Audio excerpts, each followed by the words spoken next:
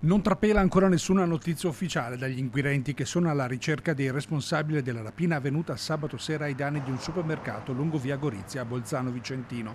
Secondo alcune testimonianze, una banda composta da almeno 3 persone ha fatto irruzione nel grande negozio poco prima delle 20, a ridosso dell'ora di chiusura. 2 uomini incappucciati armati di pistole hanno minacciato le commesse per farsi consegnare l'incasso della giornata, mentre il terzo complice restava a fare da palo all'esterno.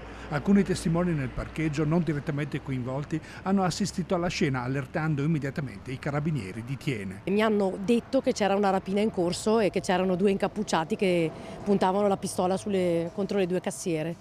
Quindi abbiamo chiamato i carabinieri e abbiamo fatto quello che potevamo, abbiamo soccorso una delle 2 commesse che erano molto provate ed è allucinante che si permetta tutto questo. Immediata è scattata la caccia all'uomo dopo che i 3 criminali sono fuggiti a bordo di una vettura col malloppo che non è stato ancora quantificato. Il veicolo è stato rinvenuto solo domenica mattina, poco lontano dal supermercato. Allibiti i clienti dopo la terza rapina avvenuta con modalità simili, l'ultima risale all'ottobre del 2024. Ho sentito le sirene sabato sera verso le 9:30, 10.